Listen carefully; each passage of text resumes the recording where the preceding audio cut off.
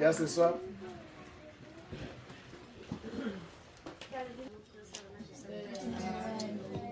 Khuluma ngolimi lwakho sisezwe. Khumushele sisi, khumushele. Sokumi.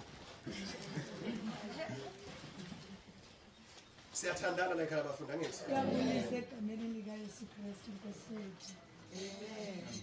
Nna ke kopa ho botsa ka taba ya bomme based on the scriptures. 1 Corinthians chapter 14 from verse I think 34. Ngicela ukubuza ukuthi ngizwile yini.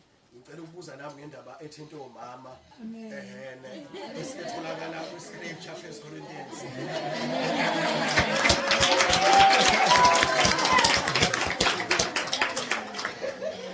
Buza ke sisi.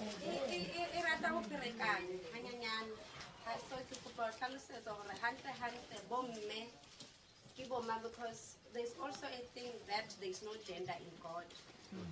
So ke kopa hlalosetso ka scripture seo I think siteng hape ka mo 1 Timothy. Asikale ngo 1 Corinthians lesike siqede bese uza kwesibili umbuzo. Uthi sikuthanda uba nendida phakathi kwabantu abangotata nomama uba lisithi nalo izwi akukho bulili uThixo sofuna. Okay. Uvesi bani ka? Ngicela sifunde nini? Abesifazane mabathule emabandleni ngokuba kabavunyelwe ukuba bakhulume kepha mabazithobe njengokuba usho njalo nomthetho.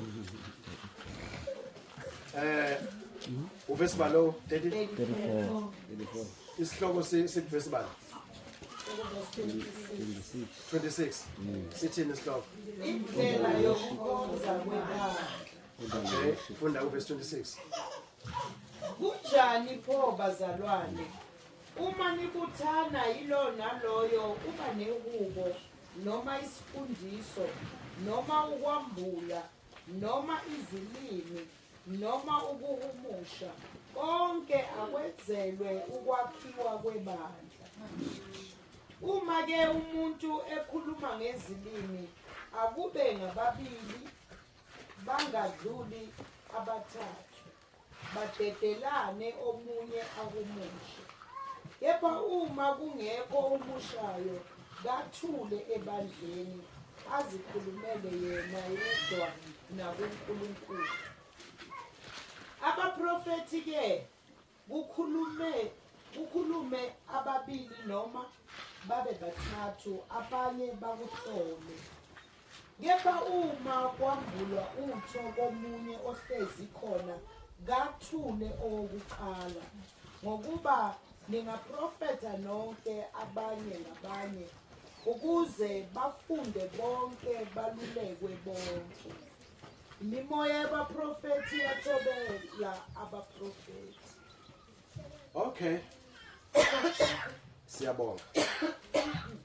Now uthini uthi abeze njani ebandleni? Abantu besifazane. Usho bani bazalwane? uJesu oshilo.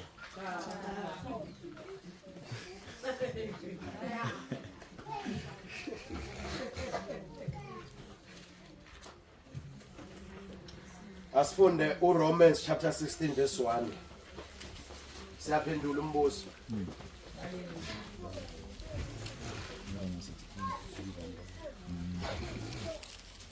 Romans chapter 16 verse 1.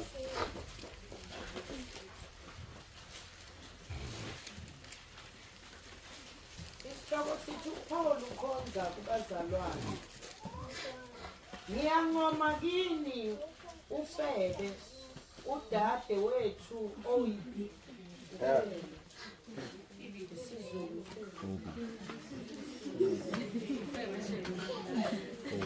Ngiyancoma kini ufebe udade wethu oyisikhonzi sebandla laseKenikreya ukuze limamukele enkosini njengokufanele abangcwele nimsize noma kuyiphi into angase ayidinge kini ngokuba yena ube Mana. umsizi. Awubuye nje kuverse 1 kuphela. Ngiyamncoma kini uFebe udadewethu oyisikhonzi sebandla laseKenikreya. Phinda futhi ma. Ngiyamncoma kini uFebe udadewethu oyisikhonzi sebandla laseKenikreya. Udadewethu oyisikhonzi sebandla laphi laseKenikreya. ngapha basekholuthini lona ngapha uyini isikhonsani Sebandla. uyasizwa sisizulu kancane uyasizwa izulu. This is the answer. Umpostoli Paulo engasho ukuthi bangasebenzi ebandleni ngoba ukuba bekunjalo ngabe uRomans chapter 16 verse 1 awukho. Niyangizwa bazalwane? Uye uthi unjani uyamncoma akasho ukuthi akathule. Futhi uverse 2 usecela ukuthi abazali bamenze njani? Bamwelcome, bamlekelele, bamsize. Ngoba uyisikhonzi sebandla. Ukhonza kanjani ibandla uvala umlomo? Awungitshela.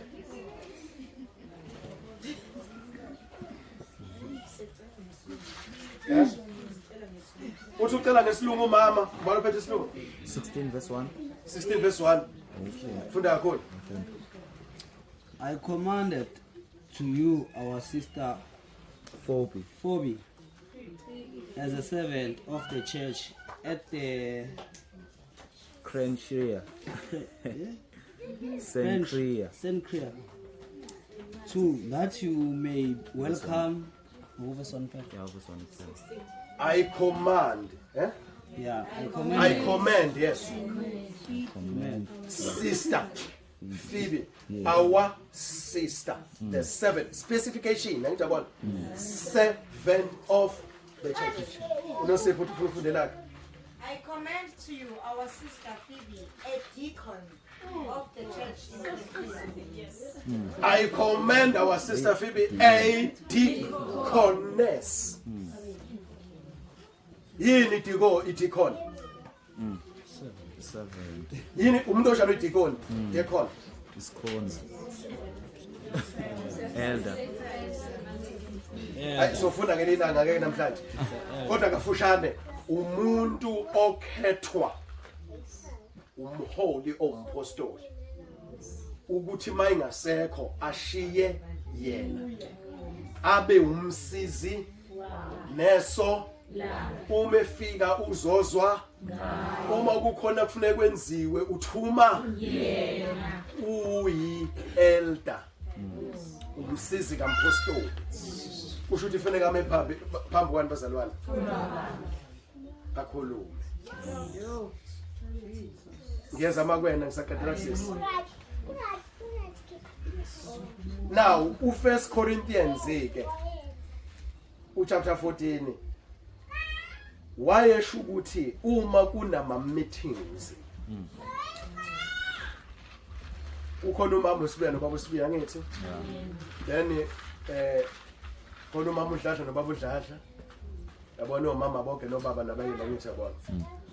Now ngokwesintu sika Israel thina sithi indle emnyama ngokwesintu sakwa Israel niyakwazi bazana lokho angithi uma kune meeting nje laphana yesizwe bobani abadedelwa ukuthi bakhulume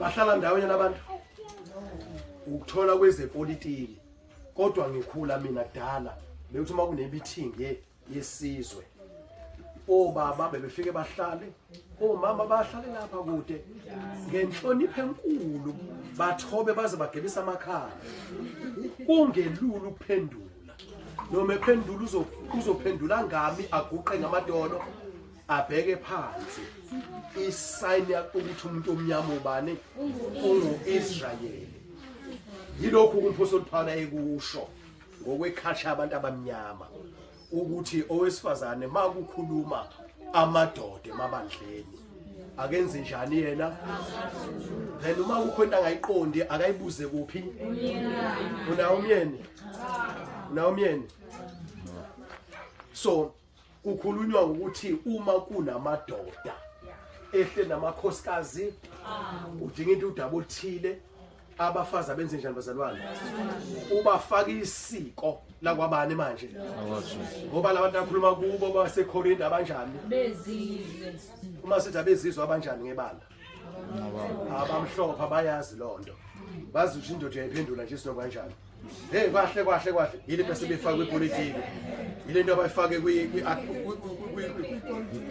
kwezemfundo kwi-professionalism ukuthi kuyahlala phana kubanjwa ama-meeting asukume amadoda ehlelane zungezile isukume inkosikazi ikhulume ithi wena bani wena bani then uhulumeni bese shaya umthetho ethi 50-50 yinto yabezizwe eKorinte babazi kanjalo usefaka yena into yakwa-Israyeli ukuthi owesifazane akenze njani manje nento ithi lafuna ukuyibuza akayibuze kuphi endodeni then-ke kuyakhomba ukuthi la bengakhulunywa ngani lana ngokukhonza ebandleni lokusizima yaphenduleka sesi right mana-ke ntombi yami umama ngazi uma ufuna ukubuza omunye umbuzo noma ufuna uku-eda lana la efuna khona uTimotheo wakhona nabesifazane bandleni lakhona usho leyo nto leyo bengithi usazobuza ngithi bufuna ukubuza lo mbuzo lawo asimdede labuze-ke uFirst Timothy angithi buza-ke sisi First Timothy chapter 2 from verse 11 to 13. yeah Let the woman learn in silence with all subjection. 12. But suffer not a woman to teach, nor to usurp authority over the men, but to be in silence. thank you so much ufuna uverse 10 ngani yami verse 10 10. yes But which becometh woman professing godliness, verse 9 in like manner also, that women adorn themselves in modest oh apparel. khona into engifunayo sisingaxoxa uphazamiseso khona into engifunayo ubani ofunda first bani First Timothy chapter 2 Chapter 2. First Timothy chapter 2 verse 8 yeah verse 8 I will therefore that men pray I will therefore that men pray everywhere, lifting up holy hands without wrath and doubting. number 9 In like manner also, that women adorn themselves in modest apparel. ngiyabonga ke sisi ngicela ulalele le nto ke bazalwane lele lami version ithi verse 8 I want men ngisho le nto ngesiZulu nje ngalokho ngithanda mana-ke ngalokho mawufunda iBhayibheli ungathathaseli ngalokho ngithanda ubani othandayo abazalwane Paul ngeke abafundisi abazalwane ekhala abafundi ngasho ngathi mina njengoba uSibiya kunezinto engizithandayo nengingazithandi okunye kwakho umuntu wesifazane ogqoka ibhlukwe ngachaza lokho ngathi angikuthandi kodwa angisho ukuthi yini akusilona ivangeli ngaba ngisisona isisebenzi sika Jesu Kristu uma ngizoshumayela ukuthi ukugqoka ibhlukwe umuntu wesifazane yivangeli cha ngoba ngishumayela isiko lakithi kwaIsrael isiko lakwaIsrael ukuthi owesifazane akagqoke ini akulona ivangeli lika Jesu Kristu sizoqondisa labazalwane and mawuqondisa kufanele uqondise ukuthathe kumadla kunjalo ngoba kuyiqiniso yini ivangeli yini ivangeli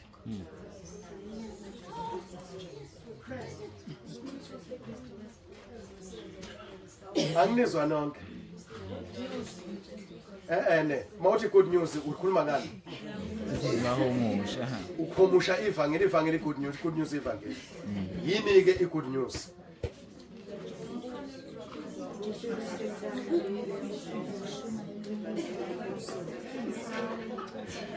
ngicela nifahamisisa nakuma wami nabo mama ngiyaqola uxolo manje ebandleni mina bengithi edakulo ayimali nokugqoka egqokeni lize uchazile ngendlela esolonza athi usambo mayelana zobethe ifunda umntana mayelana nokuqisha abantu besifazane ngiza lapho mama wami iqhubeka la uyaseza ngiseza mama okay baba okay ngilungisa lento ukuthi yini ivangeli ngoba uzozwa abantu bethi ivangeli leqiniso lithi owesifazana angagqoki ini ibhulukwe. That is a wrong gospel. Yasesihogweni gospel. Eyasezulwini gospel ithini bazalwane? Zogcina ngawe noSipho kwakade ufunda wena. Seluqala ngomama.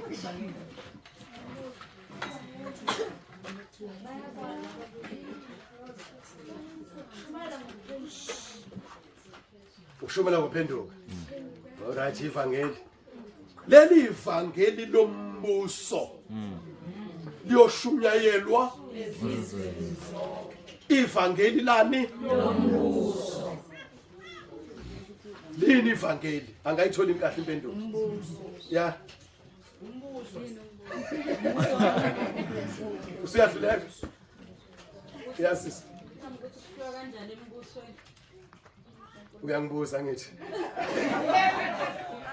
Iyadom.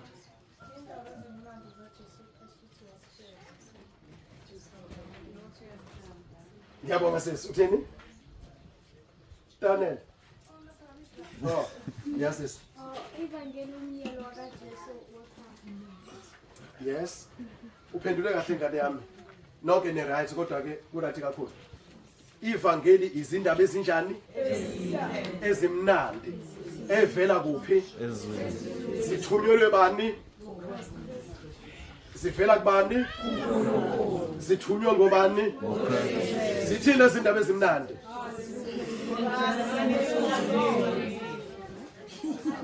Angisanizwa ngemanje.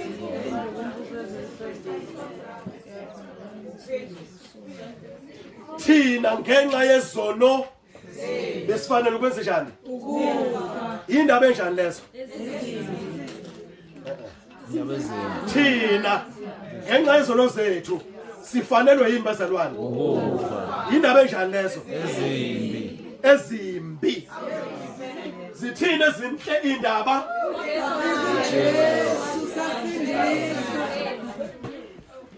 Indaba ezinhle zithi esikhundleni sokuthi kufe ukhona njani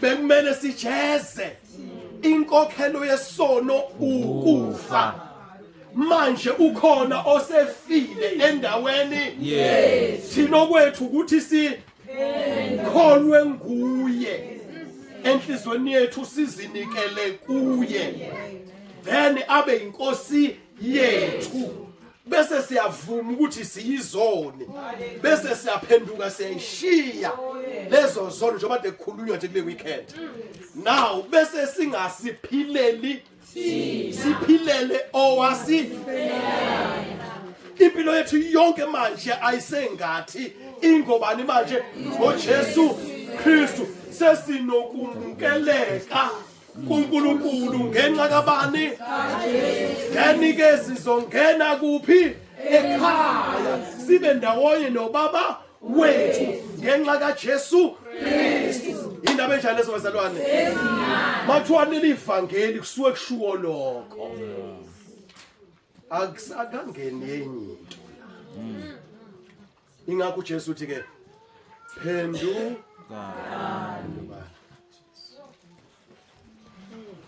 Nando ke ivangeli bese siyaqala ke umuntu usemukela ngiyithanda lezi ndaba ngikhathele uqinezwa isono Ngcono ngigqilaza uKristu, ngibe isiphila sikaKristu. uKristu ulungile. Usho nami ngizoba ngolungile uma ngizokwenza okuhle, mangisiphila sikaKristu. Senginikile impilo yami kuJesu, ngiyalidelizwe nezono nenkanuko yakho ezweni.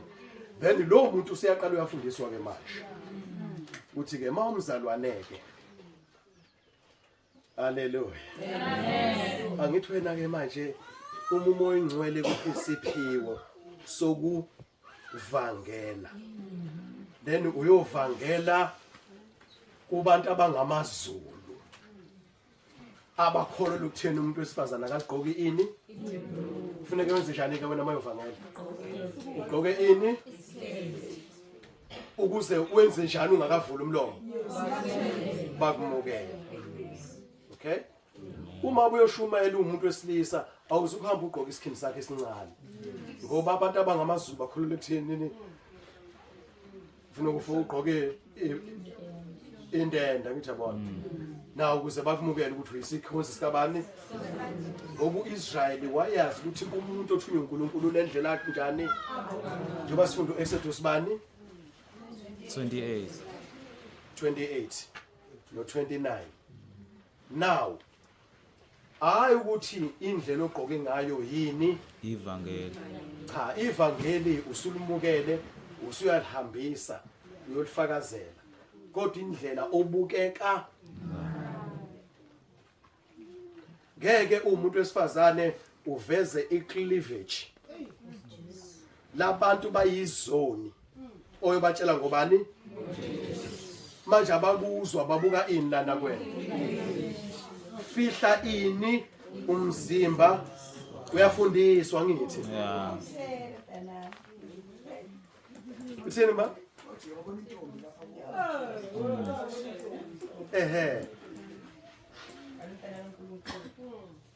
Usufundiswa manje indlela ukuthi athi uMphostoli Paul ke ngathi ngifika kwabezizwe ngazenza ini? Ngathi ngifika kumaJuda ngazenza ini? Ukuze ini inhloso? Bazuze. Akulona ivangeli. Kodwa amazwi emfundiso enkosi yethu bani uJesu Kristu atheni. Yes, uthi sibathande khona ukuthi shashilo specifically. Kule statement engisishoyo. Inthuma phakathi wabo banjengani bona Njengezimpisi. nina yenzeni njani Kanjani nibe njani nina mbembe. sekusifundiso leso sokuthi hlakanipha ube njani ukuhlakanipha kusho ukuthi ke awukwazi ukuveza icleavage ngoba uzothi uyashumayela abantu babhizi babuka icleavage uyabaphazamisa ayikho lento eyishoyo ngoba thina sazi icleavage ivezwa yini Ife. angizwa No prostitutes. Shino wakho noma ivezwa abantu abadayisa ngomzimba ngoba bayaheha bayayenga bayasejusa so ke kusho ukuthi nawe uzosejusa uqashile nje ukuthi uzoshumayeza awukwazi uzomala phambi kwethu umntwana kaNkulunkulu usindisiwe uveza icleavage ukuthi yabona that is not good ukufundisa omjani lokho athi ukuza ke sisi ukuthi asigqoke njani ke manje modest right angafiki ngqo empendulweni ombuzo wakho I want ubani uthi I want akasho ukuthi no nawuzimehlo ngifuna ngithanda uthi abesifazane ethi yabona indlela yena uphona kanjani uyisikhonzi sikaNkulunkulu uba umakhabana naye futhi unjani uyisikhonzi ngenzeka indlela athanda ngayo uPaul ingafani kabani sebeyizitha indlela ahola ngayo bamakhabane endaweni ethile ayifani kabani neka Paul sebeyini manje no asifundi ivesi lelibuzile ku verse 10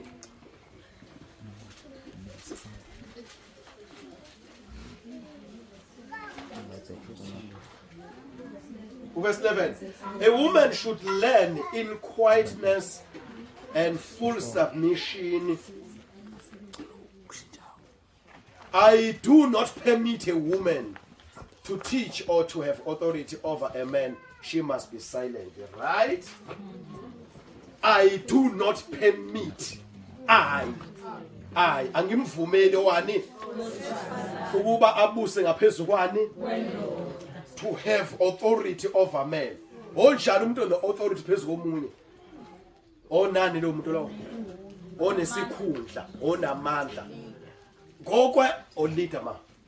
Ngokwe order kabantu bazalwane. Kade sifunda le 1 Corinthians angithi. Ubaba uNkulunkulu, Sean. Then i-order kabani leyo? Awukwazi ke manje ukwenza vice versa uthathe owesifazane abe yi-leader phezulu kwani kwendoda ngoba 1 Corinthians uchazile wathi owesifazane wavela kuphi? Kodwa noma kunjalo futhi abemadoda azalwa yini? Kahle bonke bangaba kabani. Kodwa ngokwe-order kaNkulunkulu indoda iba yini? Inhloko kowesifazane. Ngakho ke nina bezizwa niyazi lento. Mina njengomIsrayeli ngiyayazi order kaNkulunkulu. Ngakho ke nina fundani bantu abamhlophe ukuthi owesifazane akabekwa esikhundleni athathe inqumo phezukwane kwendoda ngoba uNkulunkulu wamisa ini indoda. But world system ithini? 50-50. Mawufundile nje nawe uzophatha ini wena? Imagine umyeni wakho uthunywa wena uyagijima. Hey mawuthethe office nawe futhi unjani futhi? Mawufika ekhaya. My husband. Ugcina kwenzeka lokho. Uyaqhubeka. Ingakho namhlanje imizi ichithekileke. Ingakho siphuma ku world system. Kwakulungiswa wayelungisa iorder kaNkulunkulu. Kwakungasho ukuthi njengoba mama umkhwanazi kade efundisa izwi lana kuronke. Uma umkhwanazi lana akanayo authority phezulu kababa uMakhabana nobaba uSibiya nabanye obaba. No. Uyakwazi lokho. Uyazi ukuthi usubmissive. Unobaba ngaphezulu kwethu. Amen. And akusiyena oyisukumele weza la phambili. Ucelwe ubani? Ubaba uSibiya. Usebenza ngaphansi kweauthority kabani? Yini asebenza ngayo? Shono kakhulu. Isiphiwo sivela kubani bazalwane? Umoya ongcwele. Umoya ongcwele akamukelwa kuphela abantu besilisa. Umoya ongcwele upha ngokuthanda abaningi bentana bafike ngosister Noxolo nosister Nosipho bengabantu bani andibone nibezwe kangcono ukunobaba uSibiya ngoba kusebenze ini kubo umoya ongcwele ngesi kodwa uNosipho wayengayihambele laphana kwiquarter 2 meter wayethunywa ubani engaphansi kweauthority kababa. Ingakho isihloko sithi izingane zikababa uSibiya. Bathi laba bathi bawuqala amaminisi njengoba kade emile lana usebona ukuthi ke manje ke angizwa baba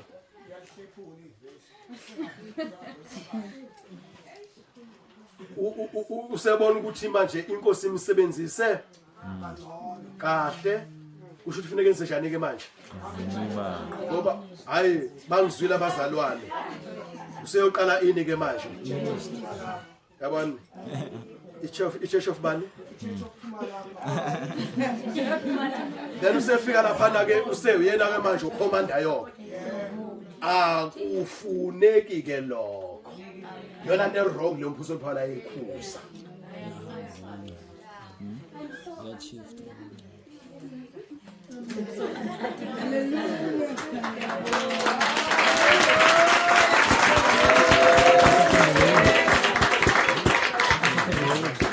nasi sibonele mase qhuma ibhamsha lapha egethini ezantsi obani ufuneke bawuchecka kodwa ubani omphathi kababa uSibiya umama ngithi usho ukuthi ubani ufike kaphumi uzokwazi ukubamba impi lapha ezansi iorder nje yemvelo kaNkuluNkulu isho njalo nje owesifazane ungaphansi kwani bazalwane owesilisa finish inhlalo ayiphikiswa lonto leyo wayekhuza lokho kuMphostoli Paul engane yami ukuthi owesifazane ngimvumeli ukuthi uzoba neauthority abe yileader and ileader yafundisa ngithi not lokufundisa ngendlela kade befundisa ngayo abazalwane la kodwa ukufundisa lokuthi ngisemandleni sesikhundleni akuvumelekile ebandleni likaKristu kodwa ngicela ukusho lokhu ngiyeza mama ngenxa ukuthi amadoda aya adonsa inyawo awafuni ukulalela uNkulunkulu but wesifazane uyashisekela ukufaza ngoJesu afakaze basindiswa abantu uNkulunkulu amsindise ngesiphiwo kugcina kwenzakalani ayikho indoda abayazi yangethi bazi lo mama nje uNkulunkulu amsindisile kusho ukuthi ubani umholi wabo but lokho kungena ngaphansi kwe-perfect or permissive Permissive. manje masekuthiwa kulungisa ibandla liyahlanjululwa umuntu osaba uNkulunkulu akazi ukuthi uNkulunkulu ngisebenzisile ngokomusa wakhe ngoba amadoda engekho and abanye abesifazane bebefisa bewafuna amadoda iwona kade engekho esaba engafuni ukulalela uNkulunkulu kwasho ukuthi bayasha ngaphakathi then abantu basindiswa abantu kumele bakhuliswe wagcina uNkulunkulu baba ekuvumela not kodwa ngoba kuyintando yakhe ephelele manje asibuyele nentandweni ephelele kaBaba uNkulunkulu amen kuyi-order kaNkulunkulu amen mawa ubani phemsini yes ma amen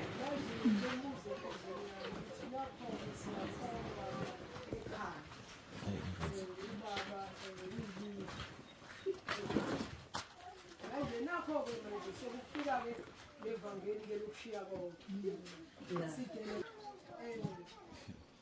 liyashunyayela umama yalamukela ngokholo ubaba uthi izifundiso zamanga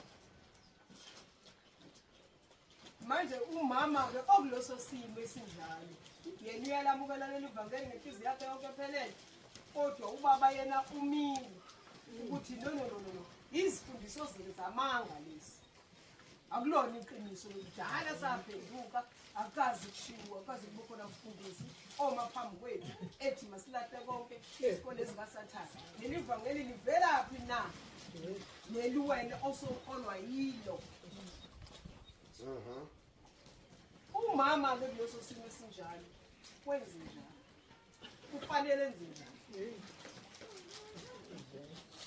mengabe sezithathela izinqumo esethi hayi inkosi mina ngiyalithatha leli vangeli lakho awuselambulile kumina ubaba seyolithola ngendlela mawukuthi ufumana umusa enkosini mina sengiwutholile magigijime kuyobonakala noma nawe uyawuthola yini isikhathi nasisekhona uright nami ethathe leyo decision uNkulunkulu uma bembulela umama ekhaya kushadiwe ubaba engambulelekile yini ofuneka yenze umama ungumsizi then hayi ukuthi uthatha isikhundla sikababa kodwa uba yini umsizi umsiza kanjani ubaba 1 Corinthians chapter 7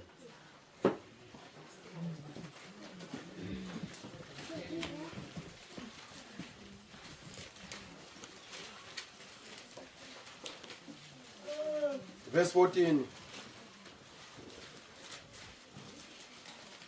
angikhulumi ngemshado la noma uMphostoli Paul wayekhuluma ngemshado kodwa umama ubuza phakathi kwabantu abashadile asizwe ukuthi impendulo kaPaul kubantu abashadile ithini verse 14 fundayo ngokuba indoda engakholwayo igcwelisiwe ngumfazi nomfazi ongakholwayo ungcolisiwe ngomzalwane uma kungenjalo abantwana benu ngabe bangcolile kepha kalokhu bangcwele indoda ayikholwa into ekhona endala umama unjani yena mayithi ukungcwelisa kwasho ukuthi indoda izongena ezulwini ngoba umama yakholwa usho ukuthi la ekhaya umama ngene ukuthi uyakholwa uNkulunkulu ulubuka ekhaya lihlambulukile kuye indoda ingcolisiwe ngenxa kabani kamama kodwa lokho kungasho ukuthi ubaba uzongena ezulwini ukuthi umama uyakholwa akasho lokho umbuso Paul usho ukuthi wena mama into ongayenza ngobungcwele bakho le ndoda lena uNkulunkulu angayisiza ivuleka amehlo wena ngenkambo yakho kuyo uma engaxoshanga usho ukuthi ke baba ngabanye abazike akithi ke besafundise kangako ngale ndaba yokuthi masilizwa leli vangeli obaba beliphika fanele sibashiye silandele futhi besingafundisi uyalandela ivangeli linjoba awuncetheza ucompromise manje ubaba gaya awugayi utshwala manje abesifazane ehlatshweni ekhaya uzohlala esithebeni awuhlala esithebeni manje hambisa ingane ebhedlela awukwenzi ungayambisa ingane esibandela baba ushila ubaba inhloko yakho ayikuzimba baba angithi leli vangeli lisho ukuthi sithemba uJesu kuKristu kuphela manje ubaba ngithi akamthembi uJesu kuphela now ngenhlonipho nangentobeko wena baba uyinhloko kodwa mina njengomsizi wakho nakhe singambulelwe khona angisakwazi ukuyisa ingane ebhedlela nasekoleni ngenxa ukuthi mina sengimbulelwe iqiniso lika Jesu Kristu lephoqa ke baba ngekwazi awuphoqeke uzophoqa ukuthi ingane uyithathe ngenkani ibambe isandla ngenkani uyise esiclinic uphoqa kanjani noma uzokushaya angiswa sesibu angiswa umuntu wena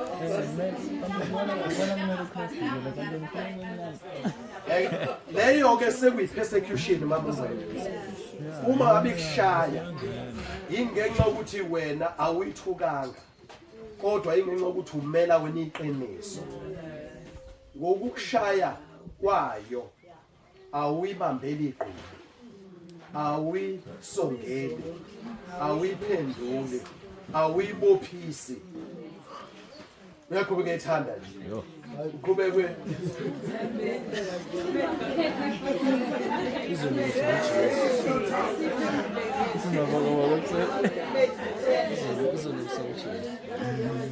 Okay ngizozama uthi asiphendule ngezwi umama umkhwanazi Matthew 10 verse 37 Matthew 10 verse 37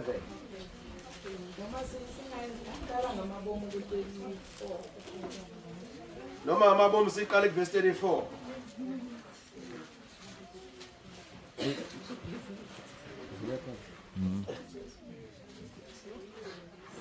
34 Ningasho ukuthi ngize ukuletha ukuthula emhlabeni. Angizanga ukuletha ukuthula kepha inkemba. Yebo ngize ukuphambanisa umuntu noyise nendodakazi nonina nomalokazana noninazala nezitha zomuntu kuyakubanga bendlu yakhe.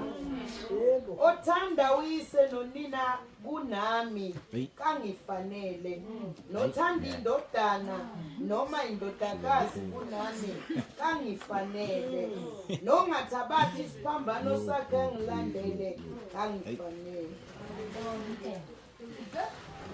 inkemba lesifikile ekhaya sinjani manje siyaphambana uthi akuyiswa ingane esikoleni naseklinik mina ngithi cha siyisa kuJesu Kristu amen asize ingane kwi homework ngithi mina sifundisizwe yikho ukuphambana lokho manje kuba mina ngiyindoda ke ngifaka ini kuwe isibhaxo then ke uthi uJesu thandani ini bese nenze njani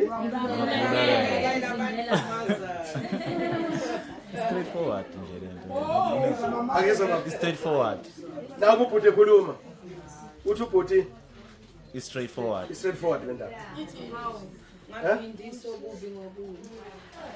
Angizwa. Angizange sisi. Kanjani? Persecutions. Wena mawukho yakuJesu Kristu. Abanye mabekushaya bazokushaya. Uthe uJesu abanye bazobulawa. Yiba bomndeni. Ukushilo nje uJesu. Abanye bazoboshwa. Abanye bazoyiswa kuphi enkantolo. Asazi ukuthi wena ukhethelwe mhlawumbe ukhethelwe ukuthi ubulawa bomndeni. Wena aqikelela ukuthi noma inenziwa kuwe awusondi. Awunaqubu. Awubuyisele kubi. Ukuze mawukuthi wena ubekela isabelo ngoba ithe inkosi abanye bazobulawa. Isho bani kwincwadi esambula ngithi? Yeah. Iyazi ukuthi khona kanjani abazobulawa. Yo isambulo chapter 6 sithi lindani ukuze abanye abasazobulawa njengalo. Ayizuba protector bazobulawa. Abanye basazongena baboshwe insuku eziyishumi etilongweni. He knows. Mase sithi singabasaba ababulala ini? Inyama. So ke. uStefane wenze njani? Iqhuma matshe. Ake siyenze practical nje lento. Kodwa ayiphila practical. Ake simajile nje lento. Nathi nje manje liyakhala la esweni. Yo. Yabona? Ubaba ukhanyile uletha ngamandla akhe. Ubhuti uSiphiwe ushaya ngamandla akhe wonke uzoshala enhlafuneni. Then uZipho uletha ngamandla akhe uzoshaya kuphi esifubeni. Ngishawela kanjani? uJesu. Uthi ngithi uJesu Kristu yena yedwa uyinkosi akukho kumehlulayo. Full stop. Ngikusho kahle ngesimanje bangismile nje. Manje ngishaya lokho kuthiwa ngiyabheda. Then uJoseph ubani? uStefane wavele wasuka kulesixuku esimshaya ngamatshe. Liyakhala ngapha nje wavele wathi Hayi. yabona aphinde lashaya wathi omadoda nina phisi la ngishaya nina yazi ngibona isihlalo somkhosi ngibona umile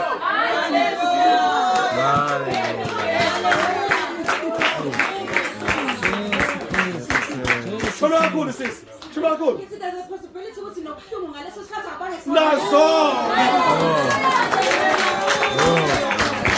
yazi ukuthi umuntu owayezibuhlungu umuntu owayezibuhlungu yina baba bebuka lo okwakwenzeka kuye wayengasabuza ubuhlungu inkazimulo simbambile because ubuhlungu buzwa umoya nomphefumulo manje mayene sebona inkazimulo izinto abangayiboni laba akasekho la enyameni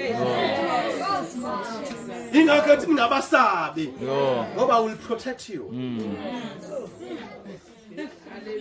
Yes. I dream ngalo kaStefane ngathestiswa enyangeni ezini. Kwakuphesekushini yezinto ukuthi sikhona la sifunda ngezo so bangithestisa. Zafika izinja lesicinga ngezinja zakufipha ngabaleka. And then kwakunevoice nje ayithi nje ungesabi. And then basekubhala esibhaleni ukuthi today. And then basikupha izinja mazimfica zangidla ngezansi ngakhala ngoba ngangisaba ivoice ithi ungesabi. Zangidla zangishiya uthamba but ngesikhathi ngikhala oqala ngayizwa pain mangiqhubeka ivoice ithi ungesaba ngizwa ngapheni.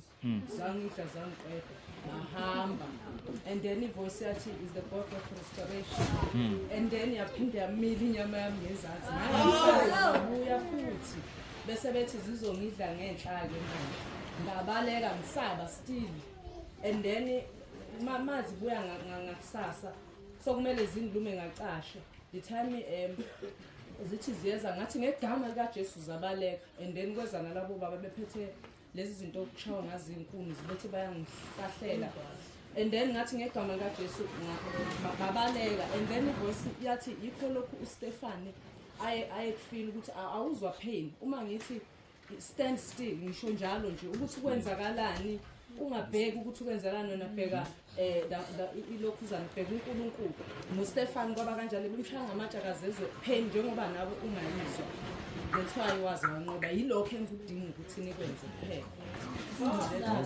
Siyabonga sisi. Uthi wathestiswa naye embonweni eyifila lena. Bazalwane umuntu ngumoya.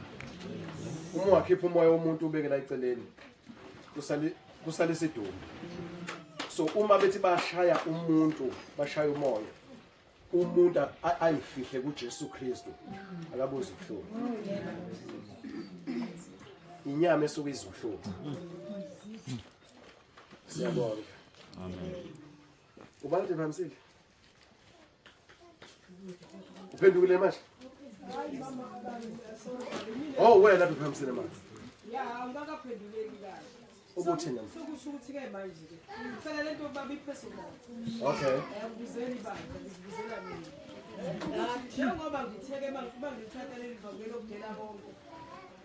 Ngancenga kubaba uba ngize la. Wanqaba wathi gcineni wasethi ngiyadedela-ke hamba njengokuthanda kwakho. Kusho ukuthi ngamanye amazwi ngibe wrong ngokufanele ngimlinde kuze kusho yena ukuthi masihambe. Kusho ukuthi ngibe wrong ukuthi ngoba uthe yena hamba ngokuthanda kwakho ngoba esengisusa ekutheni ngingambeleseli. Yes, kusho ukuthi indlela engistathe ngayo i-wrong kulona legiye bofanele ngihambe ngayo. Mina bofanele ngingamncengi mina ngikhuleke up until kuzokushayela ukuthi nkosikazi masama kwamanje bese ngisusa bese ngifana nesinengiso phambi kwakho yile ngimbelesela wasethi hamba ngokuthanda kwakho sengibonile ukuthi nakuba sishadile kodwa ubizo lwethu alifani hamba ngokubizo lwakho. Manje yilana ngifuna ukuzwa khona ukuthi ngempela ube wrong noma ube right yini wena? Ufuna uphendula sisi? Ngifuna uzama ameni bazalwane. I-order kaThixo into enkulu izindaba zomtshalo kodwa nje ndake ndava imfundiso kuwe tata uba i-order kaThixo itsho uba nguThixo ngokubeka kwakhe uYesu Kristu ibe ngaphansi. Kodwa ke ngoku xa sukuba ke ngoku indoda ngoba nayo indoda imele kuba nenhloko enguKristu Yesu ngokwesimiso sikaThixo.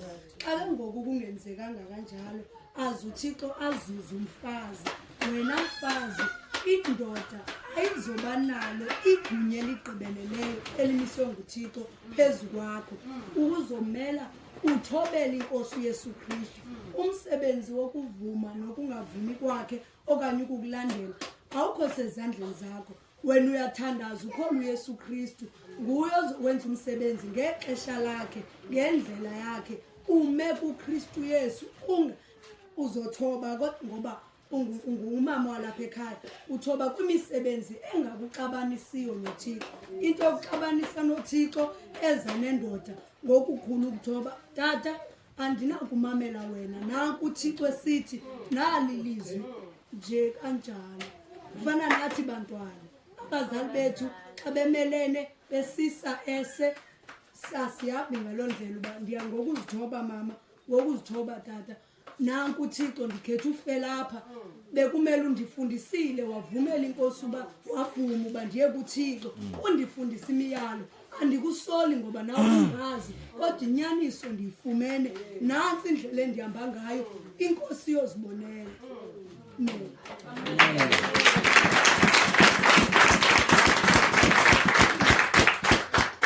Ushuthi ugogo udladla akekho wrong ukuba la. Into beke njani? Ushuthi befuna kathoba. No, singijolo ukuthi ke uyona yonke into ayenzayo bahamba No methatha isinqumo sokuzalana. Angasho ukuthi yakushiya ke mina kuba ukholwa. Cha baba ngiyaxolisa kakhulu. Into esengizwile nesengitholile iyaconfirm ngaphakathi kimi iyiqiniso mawungakambuleki baba then inkosi izokhambulela ngesikhathi uyombulela ngaso hayi ngoba ngibuhlaza kodwa ngifuna ukukhula kulento esengambulelwe yona so ngisawuhlangana nabazalwane abambulelwe kanjena nabo then uma inkosi ivuma ke siyobonana ngokuvuma kwayo inkosi angisho lokho ngane yami uthi inhlonipho awuxabani nobani noNkulunkulu Luka 14 verse 26 no 27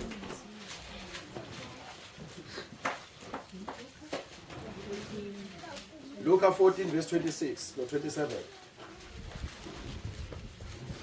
Siyamukela ubuthi bethu no baba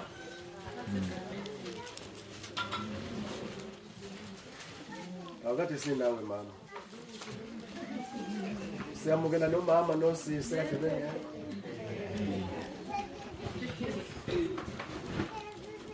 Uma umuntu eza kimi engamzondi uyise nonina nomkakhe nabantwana nabafowabo nodadewabo yebo nokuphila kwakhe angebe ngumfundi wami 27 nalowo ongathwali isiphambano sakhe angilandele angebe ngumfundi wami Mama into ekulethela ekhaya ingoncuthi ushiya indoda kuba ungafuna ukuyiphekela noma uzokwenza la ekhaya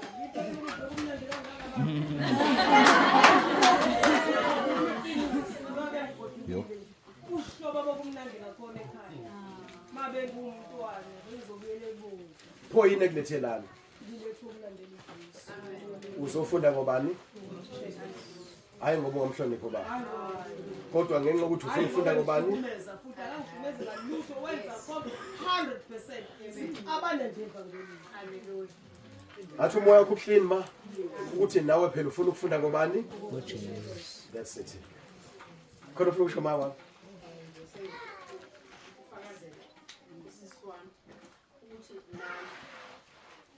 injalo akho kuxabana khuluto isithanda sami kepha between uNkulunkulu naye yebo yazi ukuthi ngeke ngafonelwa kwathiwa ngakhumbula ukuthi wathini wathi ebuhleni nasebubini ngathi buphi kambubu ungasho yena bazalwane wathi ebuhleni nasebubini ngathi ibuphi ububi engibenzile ngoba ngikhetha uJesu ngase ngiquote leli verse lelisho ukuthi you are not worthy if uthanda ubaba nomama more than Jesus so akukho kuxabana phakathi kwami nobaba ukhanyile ukuthi nje bengaka kodwa manje phela okay so bengekho kuxabana nje ngize